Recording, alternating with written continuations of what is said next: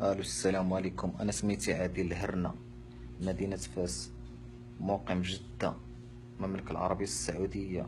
5 سنين وانا في السعودية، ونقلت على الكفيل. نقلت عليه وما صوب لي حتى شي حاجة.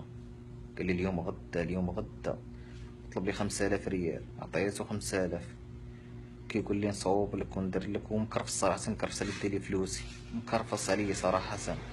سميتو محمد العتيب الزايدي، مكرفس عليا صراحة. يقول لي اليوم غدا، وباسبور قابط لي باسبور وإقامتي، مكرفس صراحة، مكرفس عليا.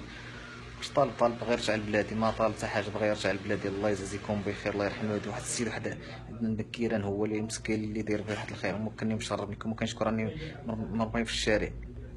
الله يرحم الوالدين، الله يجازيكم بخير. عاش الملك محمد السادس، عاش سلمان، الله يزيدكم في عمركم. والله يرحم الوالدين، شفتوا هاد الفيديو، الله يجازيكم بخير، الله يرحم الوالدين. وما طالب حتى حاجه، بغا نرجع لبلادي، هادشي اللي طالب.